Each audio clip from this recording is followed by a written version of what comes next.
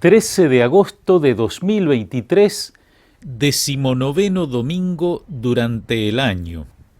Tranquilícense, soy yo, no teman. Hoy tenemos al fondo el mar, o más bien el Río de la Plata, en la playa de la Floresta, en el departamento de Canelones. Hay un poco de viento y oleaje, pero nada parecido al mar agitado del que nos habla el Evangelio de hoy.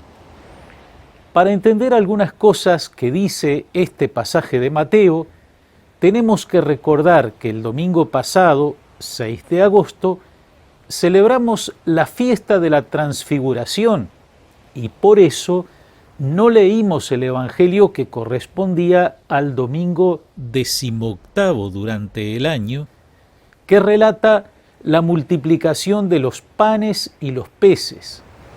A eso alude el Evangelio de este domingo, que comienza así.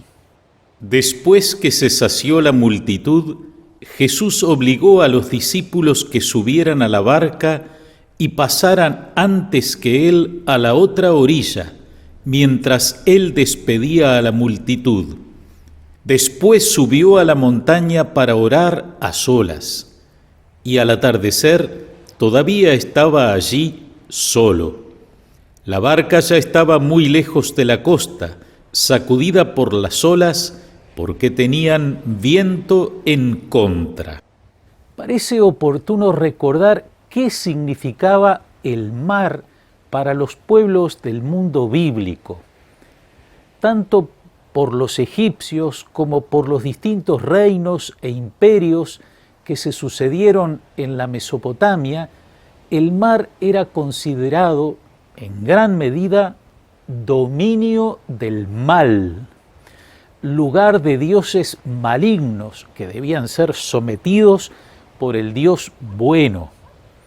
Se creía que en sus profundidades habitaban grandes monstruos demoníacos como Rahab y Leviatán, con gran poder de destrucción. Los israelitas participaban en parte de esas creencias, pero en el libro del Génesis, el mar y todos los seres que lo habitan aparecen como creación de Yahvé, que tiene por lo tanto pleno dominio sobre todo lo creado en tierra, mar y aire. El libro de Isaías anuncia el fin de Leviatán. El Señor castigará con su espada bien templada, grande y fuerte, a Leviatán, la serpiente huidiza, a Leviatán, la serpiente tortuosa, y matará al dragón que está en el mar.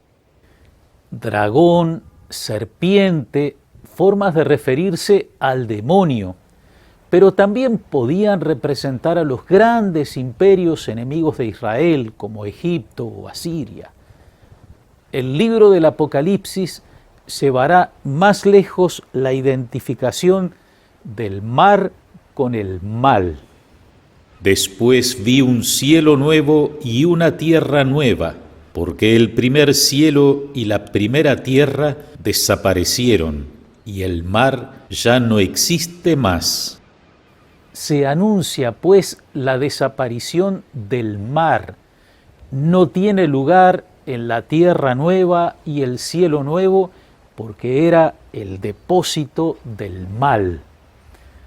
Creo que esto nos ayuda también a entender mejor esa frase de Jesús que estamos acostumbrados a oír, pero que tal vez no comprendamos en toda su profundidad. Pescadores de hombres. Esa expresión, la conocemos bien, está en el llamado a los 4 primeros discípulos que eran precisamente pescadores. Pescar hombres no significa atraparlos en una red y envolverlos, manejarlos, sino rescatarlos del mal. Tal vez hoy Jesús habría dicho a sus discípulos: síganme y yo los haré rescatistas.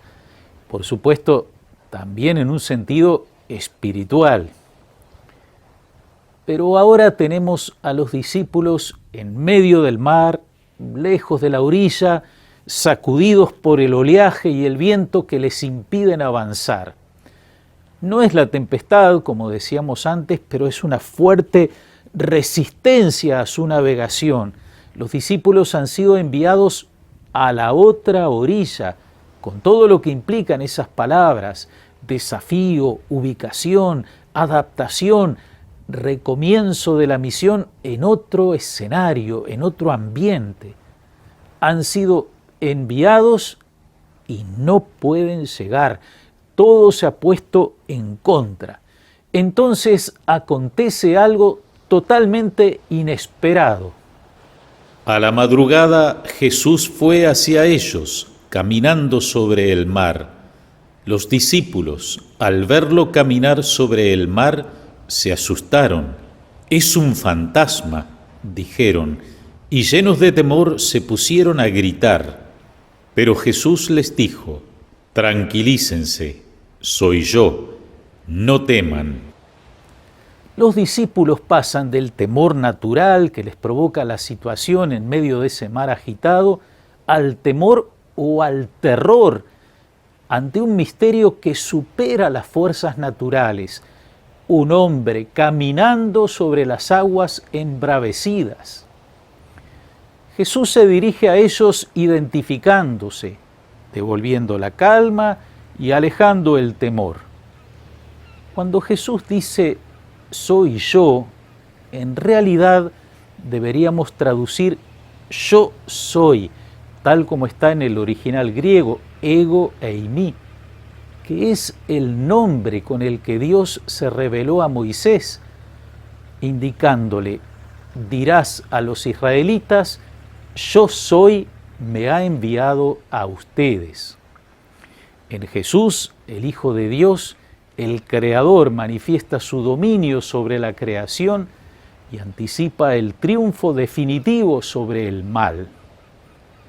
Y todo podría haber quedado aquí, pero el evangelista Mateo, que presta especial atención a la persona de Pedro, agrega otra peripecia al relato. Pedro le respondió: «Señor, si eres tú, mándame ir a tu encuentro sobre el agua». «Ven», le dijo Jesús. Y Pedro, bajando de la barca, comenzó a caminar sobre el agua en dirección a él. Pero al ver la violencia del viento, tuvo miedo, y como empezaba a hundirse, gritó: «Señor, sálvame».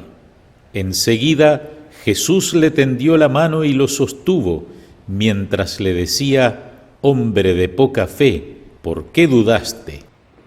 Pedro es impulsivo, así aparece otras veces en los evangelios, tomando iniciativas apresuradas. Sin embargo, Jesús recibe su pedido y lo llama a ir hacia él. Pedro camina sobre el agua hacia Jesús, pero no puede sostener su marcha y comienza a hundirse. Jesús viene en su ayuda y su reproche explica lo que ha pasado. Pedro ha dudado. La palabra no ha entrado todavía en lo más profundo de su corazón. Necesita seguir creciendo en la fe. Para el caminar de Pedro y el nuestro, se puede aplicar aquel hermoso pasaje de la carta a los Hebreos.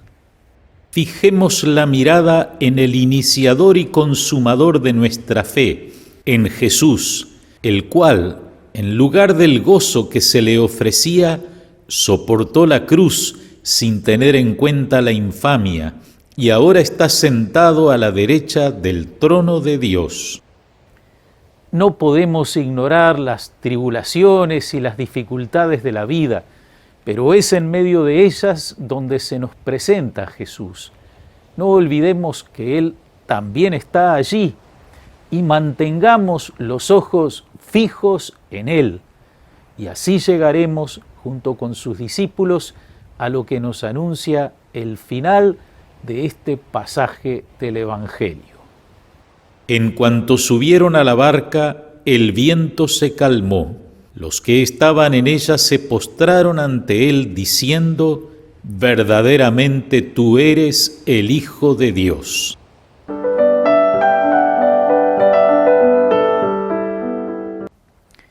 El fin de semana pasado tuvimos el campamento de adolescentes Fiesta de la Luz en la Floresta con más de 50 participantes. Y este es el mensaje que nos dejan los chicos. Queremos ser sal y luz de la tierra. Queremos ser sal y luz de la tierra. Una misión de la Facenda de la Esperanza Femenina visitó también nuestra diócesis, encontrándose con jóvenes y comunidades, presentando sus testimonios de recuperación de adicciones. La semana pasada recibimos también la visita de dirigentes internacionales del movimiento Juan 23, un movimiento que promueve la evangelización de quienes están más alejados de la fe. El movimiento ya estuvo en la diócesis antes de la pandemia y ahora nos han compartido su disposición y su deseo de volver a ofrecer su propuesta, que consiste en una forma de retiro muy especial. En la próxima semana, no olvidemos, el martes 15, solemnidad de la Asunción de María. El jueves 17, fiesta patronal de San Jacinto, con misa a las 15:30. Y el sábado 19 y domingo 20, celebración del Día Nacional de la Catequesis en los 5 decanatos. Sábado 19. Decanato Centro en la parroquia de San Jacinto de 9:30 a 16 horas, con la misa a las 15. Decanato Piedras en la parroquia de La Paz desde las 15 horas, misa con la comunidad a las 18 y luego cena. Decanato Playas en la parroquia de El Pinar desde las 17 con misa a las 19 horas y a continuación cena. Decanato Pando en la parroquia Inmaculada Concepción de 16 a 21 horas, participación en la misa de la comunidad y luego cena. Domingo 20. Decanato Canelones en la capilla Nuestra Señora de Fátima en la ciudad de Canelones. Comienza con la misa a las 16 horas. Gracias, amigas y amigos, que los bendiga Dios Todopoderoso, Padre, Hijo y Espíritu Santo. Amén.